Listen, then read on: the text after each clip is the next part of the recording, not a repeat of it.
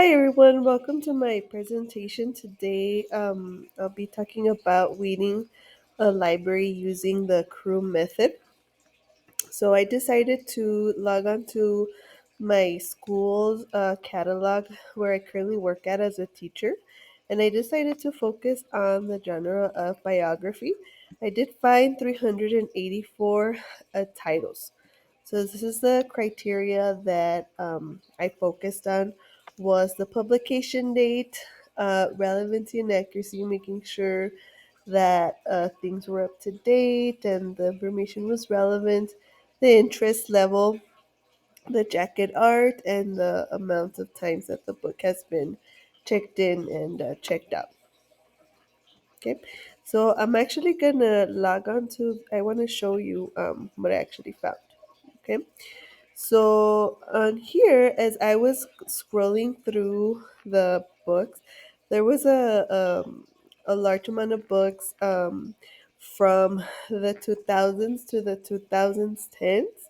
There was also quite a few from the 1990s, but the majority were from that era. And I thought, like this Kristen Stewart book right here, like this was like my middle book years that I would have wanted to check out. And when I log on to it and look at it, it says zero total checkouts. So that would be a book that I would definitely weed out. I thought maybe Lady Gaga, but nope. Also zero checkouts. Some other ones that I thought, for example, there's also a lot of a picture book of from this type of publisher from the 1990s. So I would probably weed out some of these, like some that don't have a lot of circulation in the collection. Let me see. There was another one that um. See, there's lots of 1990s, 90s. Um, This one too of the Lord of the Rings. I was like, oh, that looks interesting, but zero checkouts. And as I thought, like maybe it's like a nonfiction thing at my school. As my kids check out books, I actually hardly ever see any of my kids check out books that are nonfiction. So maybe that's where we can start the promotion of these books. Like Selena's pretty popular among the kids here in our culture, but also no checkouts, which made me sad because I just think it's about putting these books on display. But for example, like these Robert Pattinson, no, like that he's not that popular anymore. But Beyonce, some of these kids should know Beyonce, and it still has a zero checkout.